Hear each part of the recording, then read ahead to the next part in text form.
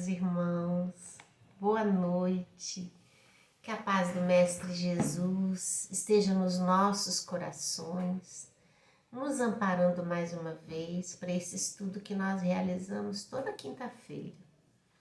A gente tem aprendido muito com essa obra, Joana tem trazido para a gente questões importantes para as nossas reflexões, e com isso a gente tem se aproximado mais do Cristo, a gente tem pensado melhor nos exemplos que o Mestre Jesus nos deixou, e isso tem trazido paz para os nossos corações, renovado nossas intenções, e é muito bom saber que estamos compartilhando essas mensagens à medida em que eu estou aqui na minha casa, preparando o estudo para vocês, para todos nós, e vocês aí compartilhando esses estudos, refletindo. Eu tenho lido lá as mensagens que vocês têm encaminhado tão carinhosamente, agradeço a todos o carinho, a atenção. Isso é fraternidade, Isso é demonstrar o quanto o estudo tem oportunizado para nós esse encontro com Deus. E eu fico muito feliz, muito mesmo, que Jesus possa então continuar nos inspirando nesse trabalho, fortalecendo a nossa fé e principalmente a nossa união. Hoje Joana traz pra gente um título chamado Inimigo Morboso. E esse termo, ele vem pra gente entender assim, um inimigo doentio, vem de morbidez, de enfermidade. Então, Joana está colocando aqui que nós temos um inimigo que está no campo da enfermidade moral e que precisa ser tratado, porque é doença, e como doença precisa ser visto numa medida terapêutica, numa medida curativa, e a gente precisa se organizar para entender, perceber os detalhes de como que esse comportamento enfermo se preconiza na nossa vida, nos nossos atos, nas nossas ações, nossa forma de falar e de ver a vida. Então, a gente percebe o quanto isso é importante, a reflexão sobre o que Joana vai nos trazer. Para quem está começando a estudar conosco, a gente está na lição 23 do livro Tesouros Libertadores, um livro psicografado por Divaldo Pereira Franco e ditado pelo espírito Joana de Ângeles. Joana começa essa lição, meus irmãos, fazendo-nos uma pergunta. E eu acho que essa pergunta da Joana abre pra gente assim um leque de pensamentos, porque todos nós, de modo direto ou indireto, já nos vimos em situações assim. Então ela começa fazendo a seguinte pergunta: por que coisas más são praticadas por pessoas boas? Essa pergunta da irmã Joana é bem suscetível de uma série de considerações. Por quê? Primeiro a gente pode olhar para nós próprios nesse contexto. A não ser que algum de nós se considere uma pessoa má, o que geralmente é muito difícil. Naturalmente a gente, por conhecer talvez as nossas intenções mais íntimas, o nosso desejo de acertar, a gente se coloque no campo, numa faixa de pessoas de bem. Mas a gente também se pega fazendo coisas más, coisas que nós não deveríamos fazer.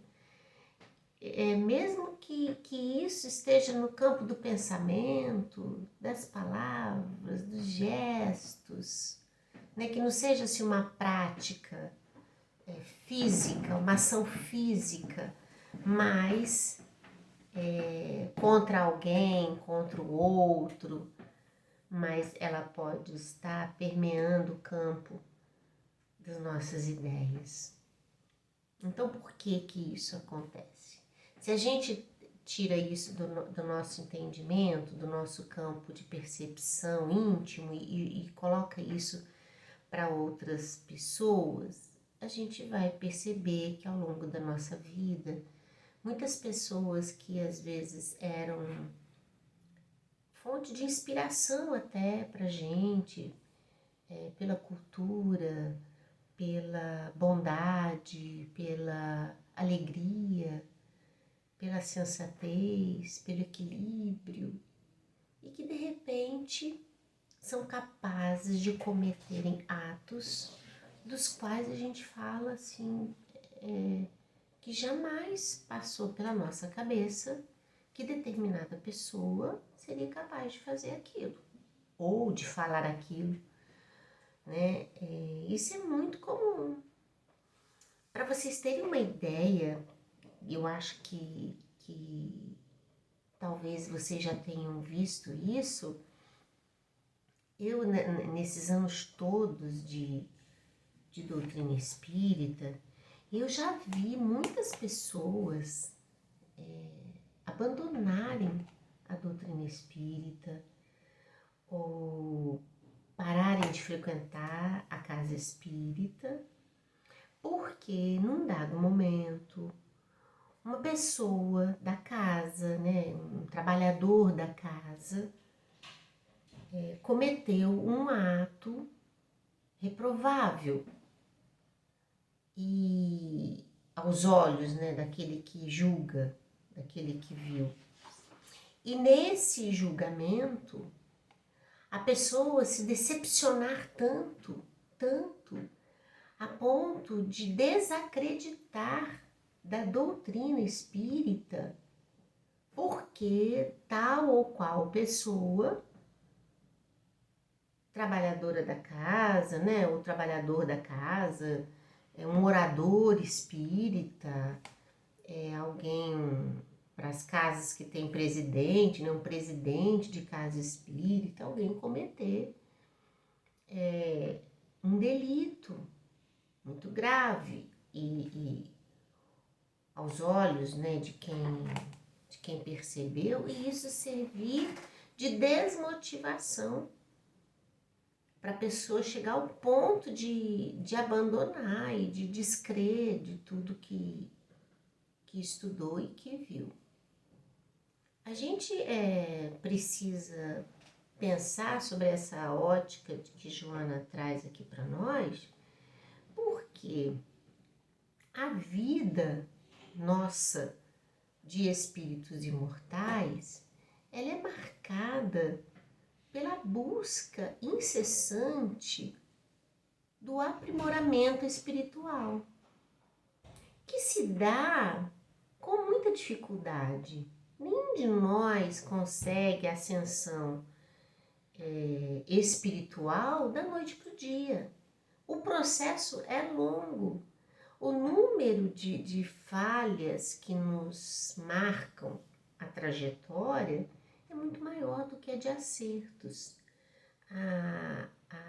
As virtudes que marcam o nosso comportamento, elas ainda estão em processo de solidificação. Consolidá-las demanda esforço contínuo, demanda coragem e enfrentamento das nossas próprias dificuldades ou sombras, como a gente queira tratar. Então, quando uma pessoa,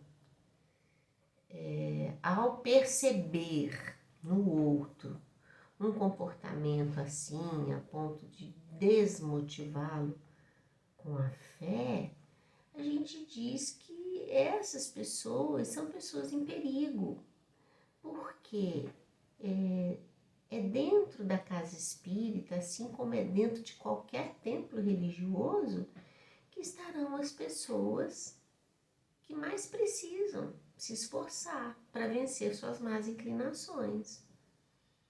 Se as congregações religiosas de toda ordem esperasse pessoas de comportamento ilibado, né, de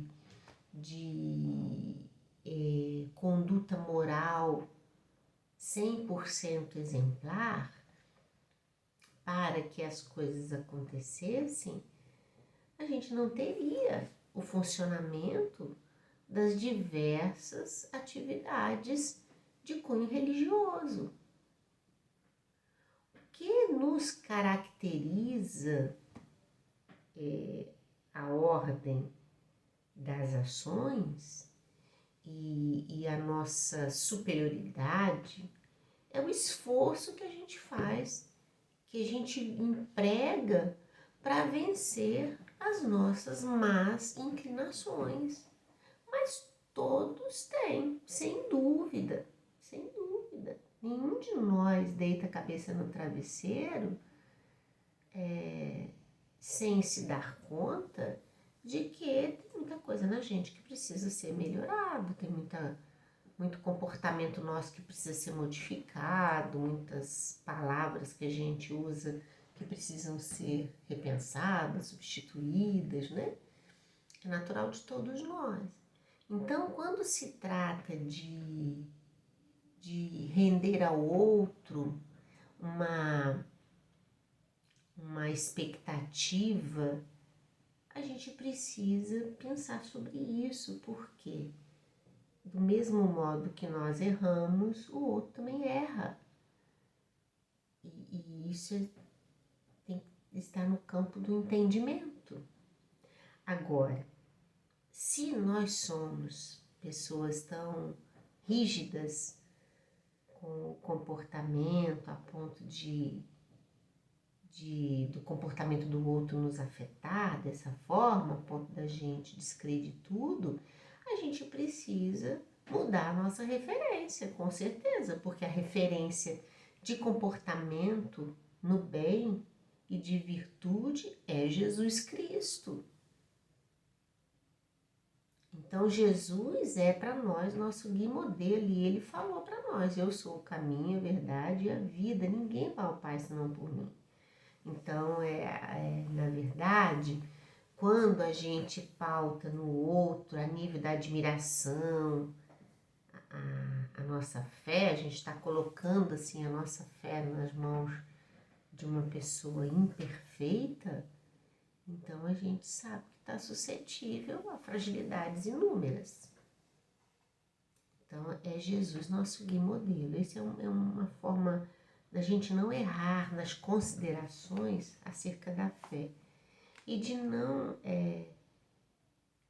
tomar uma doutrina como o Espiritismo porque fulano, ciclano, beltrano fez alguma coisa que a gente achou absurda, não é? Então fica pra gente aí nesse estudo, Joana não trata dessa ótica aqui, mas fica pra gente aí esse estado de coisas, da gente vigiar sobre isso. De entrar para dentro da casa espírita, e agora eu vou falar da casa espírita, porque aqui é um estudo espírita, da gente entrar para casa sabendo que a gente vai lidar uns com os outros, cada qual com as suas imperfeições. E nesse conjunto de imperfeições é que a gente tem que fazer vibrar as virtudes, que também estão latentes, não é? Então a gente precisa exercer a compreensão, a tolerância, o respeito mútuo, a solidariedade. A gente precisa, quando perceber o outro em desalinho, orar para essa pessoa, tentar ajudar de alguma forma, porque dia virá em que a gente também vai ter um comportamento em desalinho. E já vai bastar a nós o sentimento de culpa, porque a gente não está acertando, porque o nosso esforço não foi o suficiente. Isso já vai nos bastar, do que ter a acusação de outras pessoas. Então é preciso buscar comunhão de pensamentos no bem, trabalhar no bem, em favor de nós e em favor dos outros também, para que a vida corra com fluidez. Então, Joana vai tratar desse inimigo que ela coloca para nós, ela fala dessas ações mas que a gente ainda pratica. Então, por que esse tipo de coisa acontece? Ela cita aqui vários exemplos. Ela fala dos legisladores que não seguem a ética dos códigos. Ela fala dos médicos, mas que se entregam aos vícios da bebida, do tabagismo. Ela fala aqui dos mestres que, ao invés de educar, usam de um autoritarismo lamentável para humilhar, para depreciar o aluno. Ela fala dos amigos que a gente acha que são extremamente leais e a gente trata isso com bastante carinho e chega a ser confidente e de repente essa pessoa nos trai nas nossas melhores intenções, né, de pensamento, e a gente pode colocar nesse campo, o campo do amor, do afeto, daquela pessoa que a gente acha que escolheu para ser nosso companheiro, nossa companheira, e a gente tem por essa pessoa tremenda admiração, respeito, confiança, e essa pessoa traz os nossos sentimentos.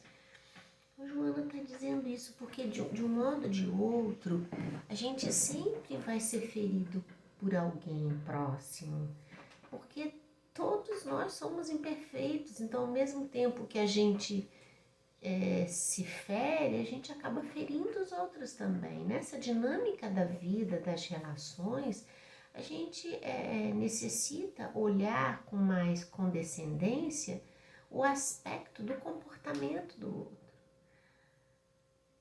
E vale aqui ressaltar que às vezes a gente se decepciona tanto porque a gente julgou que o outro era dotado de uma capacidade moral que realmente essa pessoa não tinha. Então não é que o outro cometeu um delito que a gente não esperava. Na verdade, era um delito possível dessa pessoa cometer, dentro do âmbito das intenções dela, do sentimento dela, da compreensão de vida dela. A gente é que estava fazendo um julgamento errado dessa pessoa.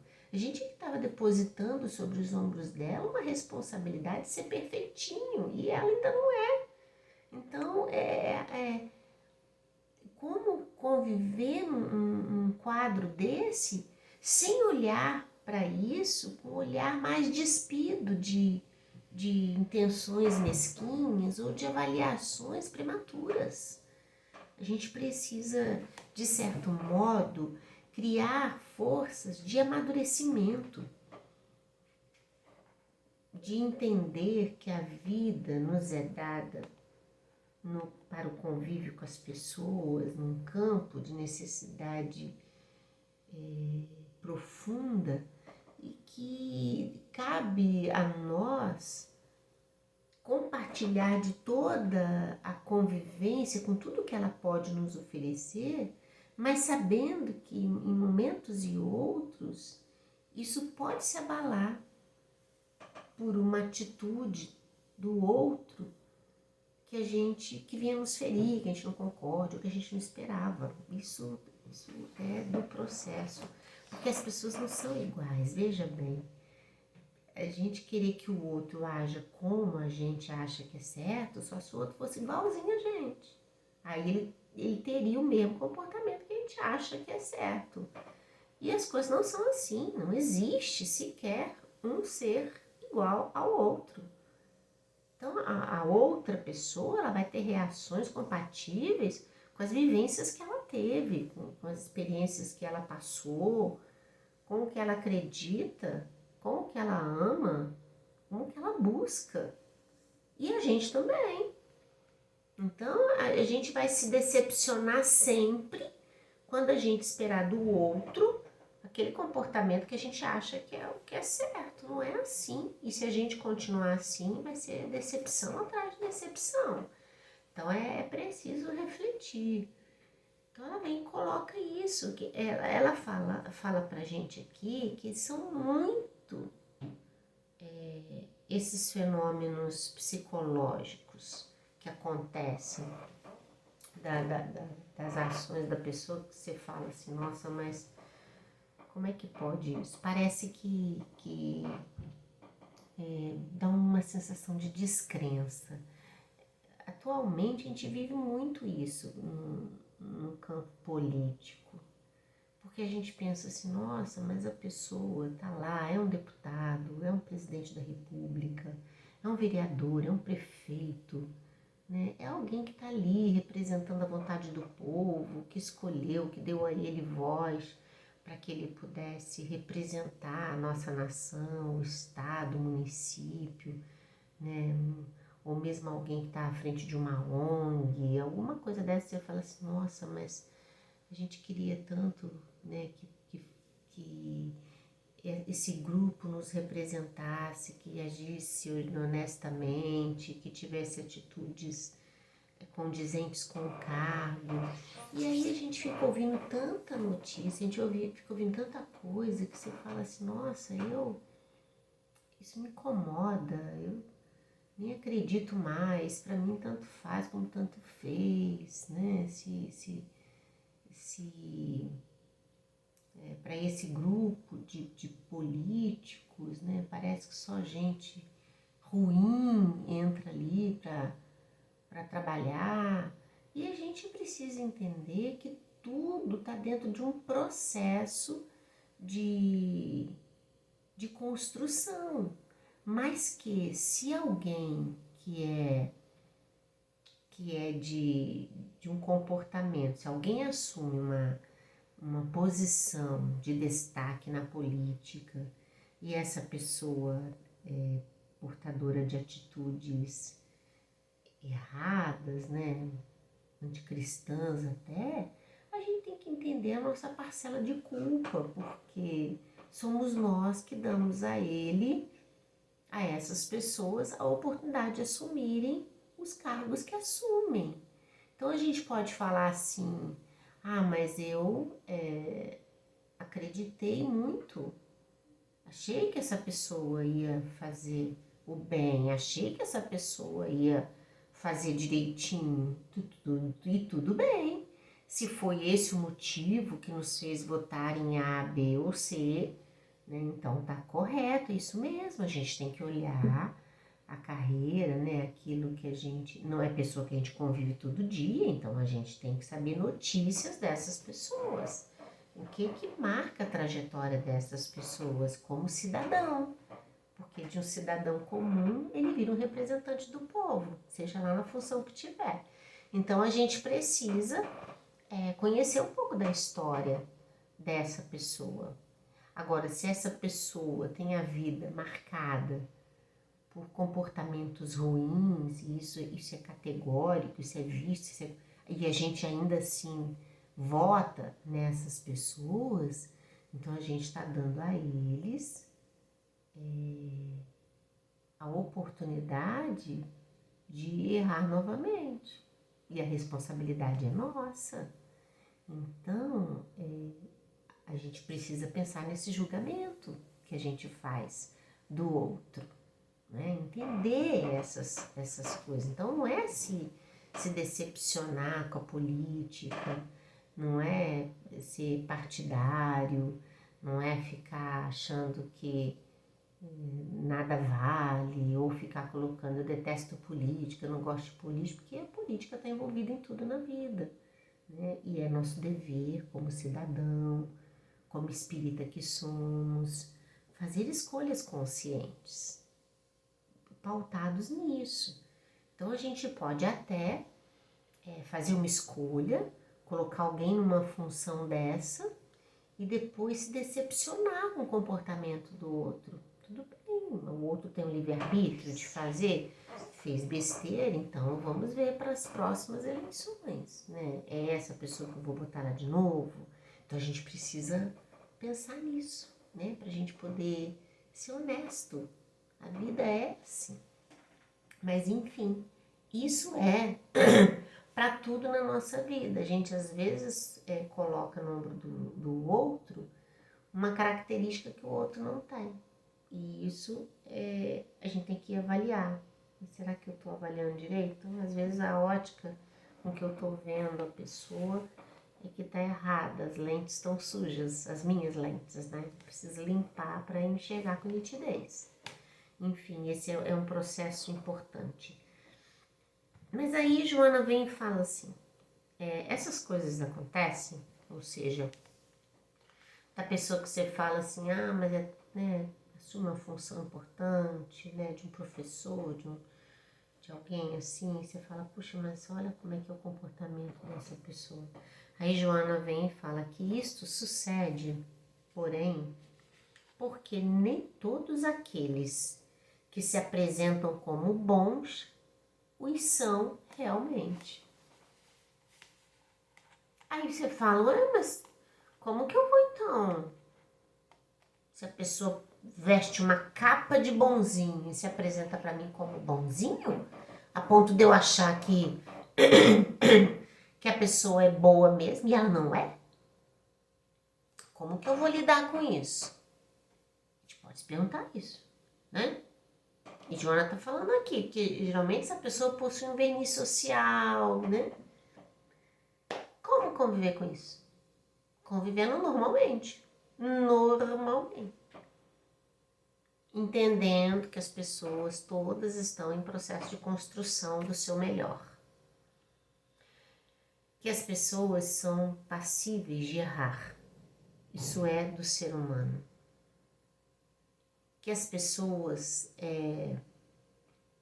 precisam experimentar essas quedas, porque essas quedas ajudam a levantar.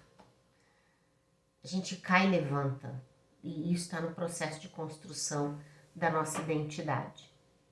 E aí, enquanto eu enxergo o outro como uma pessoa perfeitinha, eu não dou margem para ela errar. A partir do momento que eu encaro a pessoa como a pessoa é, um ser humano num processo de transformação, num planeta de provas e expiações, a gente se decepciona menos. Que a gente entende que o outro tem o direito, ele pode nos ferir, ele pode nos magoar, ele pode tomar uma atitude que a gente se aborreça. Tudo isso é possível, tudo é possível. Isso faz parte do processo de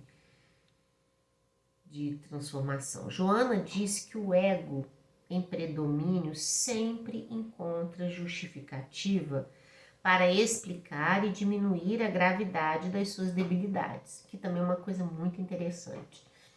A pessoa, Joana está colocando aqui do orgulho, né, do egoísmo que às vezes impede aquele que erra, aquele que comete o delito, de assumir seus próprios erros.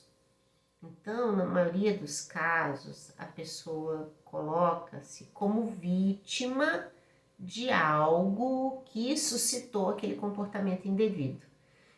Por exemplo, a pessoa fala assim, não, eu fiz aquilo, mas eu fiz aquilo porque fulano me irritou. Fulano falou para mim isso, e aí não deu para eu engolir aquilo, não podia, né? Eu não ia ir para casa com esse desaforo, eu tinha que resolver isso. Então sempre tem uma justificativa. Joana coloca isso aqui. E isso é, na verdade, como é que fala? Uma sugestão do nosso alto amor. Por quê? A gente sabe que existe coisas boas e ruins dentro de nós, numa briga constante de que as coisas boas se sobreponham às maus. Isso é fato, né? Isso a gente sabe.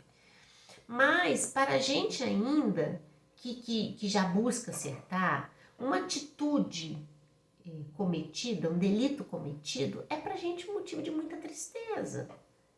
Então é mais fácil a gente colocar a culpa dos nossos delitos em alguém, ou em um fato, ou um episódio, do que a gente assumir para a gente mesmo uma imperfeição que está aqui na nossa cara e que a gente finge que não quer ver.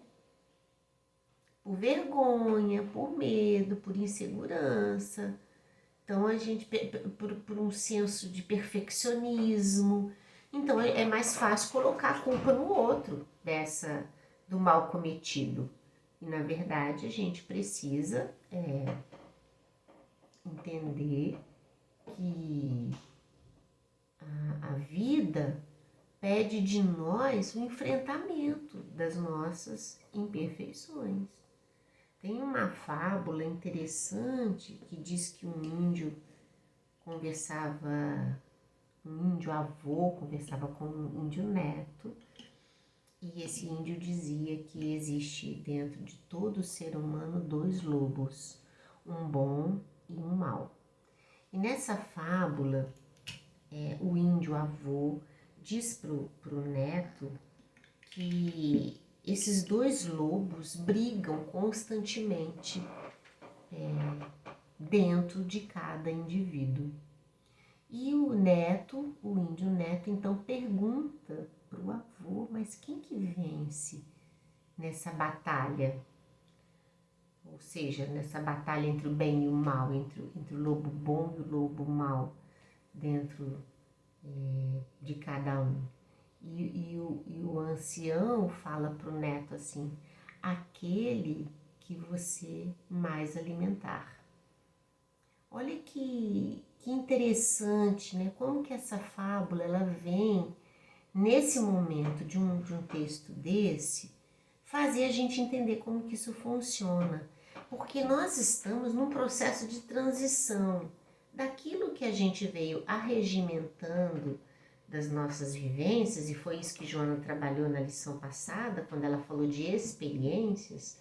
A gente veio arregimentando uma série de vícios, de comportamentos, mesmo lá do nosso processo ainda de ações muito instintivas, e a gente veio criando essas amarras morais, né, frutos aí do orgulho, do egoísmo, dessas coisas que marcaram a nossa trajetória inicial, do processo de conservação da vida, essas coisas todas.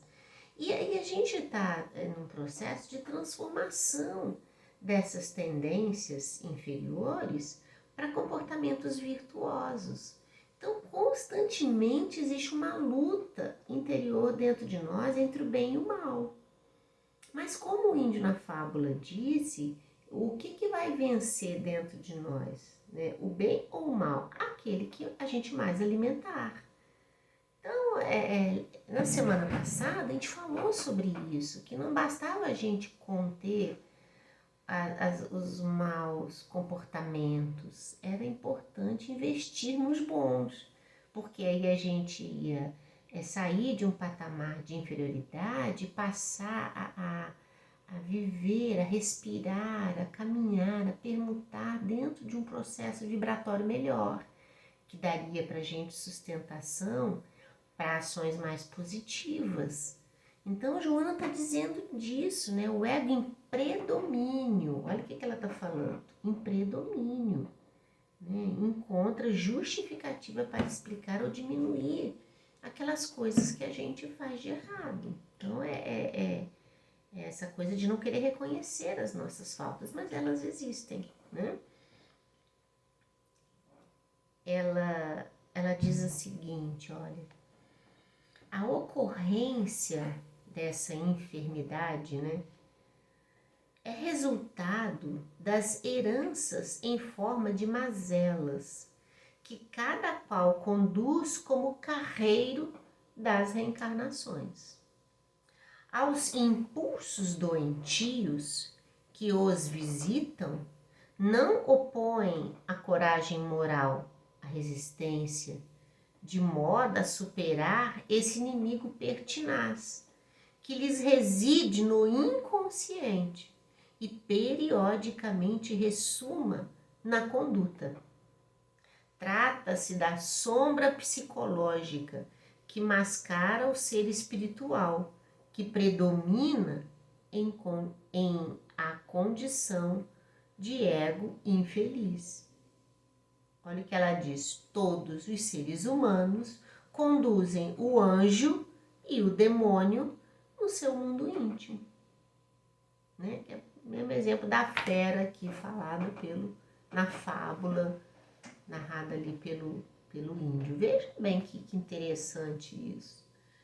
A gente vê notícias na televisão que nos assustam. Você pensa assim, meu Deus, como que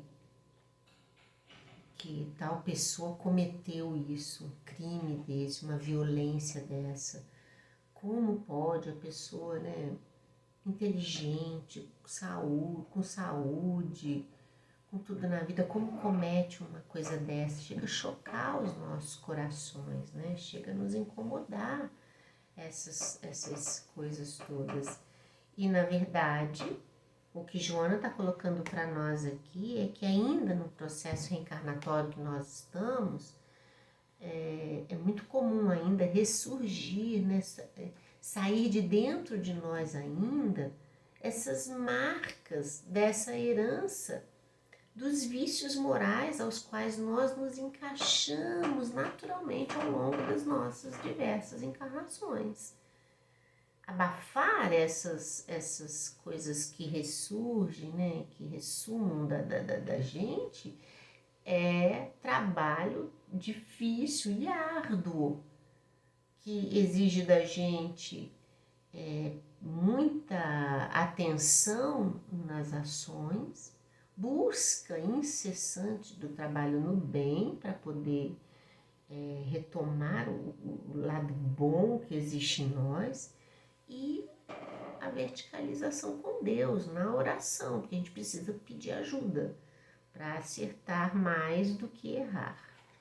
Joana coloca assim, ó: de tua parte,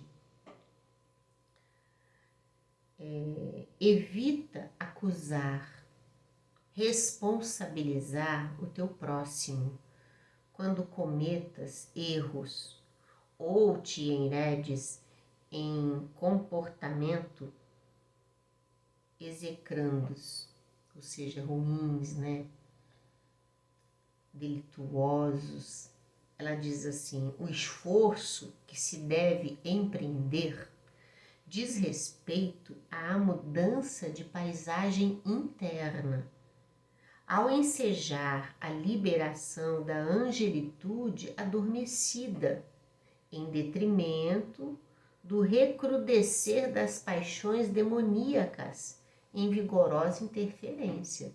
Então ela fala pra gente assim: é preciso dar ensejo ao bem que há dentro de cada um de vocês. Joana está falando isso para nós, para todos nós. A lição está para nós aqui, né? Busca a angelitude que há dentro de você. Busca nas suas entranhas espirituais o bem que está adormecido ali, porque ele precisa ressurgir, retomar o seu lugar de apogeu sobre o mal que ainda insiste em nos excitar, em nos fazer vibrar. Ela coloca isso de um modo muito forte para nós. Ela fala assim: aprende a assumir os efeitos dos teus êxitos, mas principalmente dos teus equívocos. Então é esse enfrentamento, é deixar de lado o orgulho e pensar assim: meu Deus, eu errei nisso aqui, eu devia ter conduzido de uma outra forma, sem penúria, sem entrar em processos depressivos, sem ficar se automutilando, nada disso. É um pensamento de reconhecimento do erro cometido, porque se a gente os comete, a gente precisa enfrentá-los. Então, cometemos o erro? Sim. Errei? Sim. Falhei? Sim. Daqui para frente eu vou tentar não errar mais. É o que está muito claro na fala de Jesus quando da mulher adúltera. Cadê os que te condenam? Não tem mais ninguém, então eu também não te condeno. Vá e não peques mais. É nesse sentido. O erro, a falha de conduta ainda está como marca nossa nessa trajetória ainda, meus irmãos. Mas o lado bom que existe entre nós precisa ser alimentado. E é alimentado com atitudes vigorosas no bem. O trabalho no bem é essencial para nós. Ela diz assim, olha, assume o compromisso elevado de vencer as más inclinações e vigiar as nascentes do coração, das quais promanam todo o bem e todo o mal. Então ela falou assim, vai lá dentro de você, no íntimo do seu coração.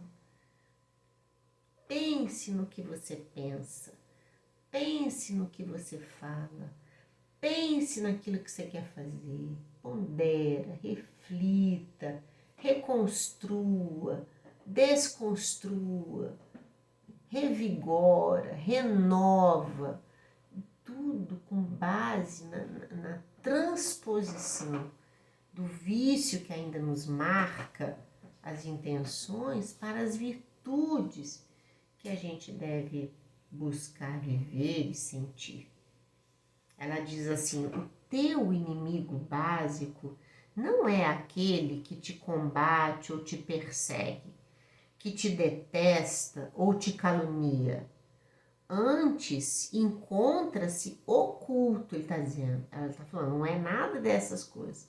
Ele está oculto nos tecidos íntimos dos teus sentimentos, necessitados de elevação.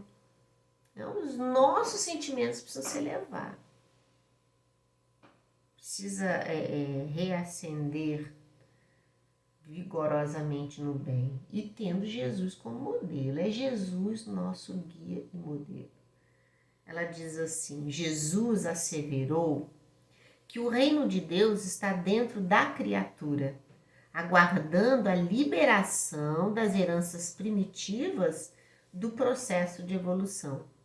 Começa hoje e agora. Essa luta sem quartel em favor da tua paz.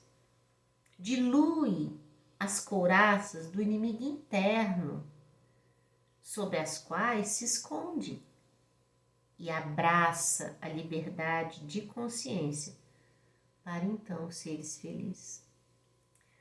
Olha o pensamento amoroso da irmã Joana, na mensagem acolhedora de quem diz assim, olha, tudo bem que ainda tem coisas erradas em você, já está falando isso para nós, né? Mas acredita que existe um bem infinitamente aí dentro de você. E o seu lado bom, ele precisa se mostrar muito mais do que o lado mal.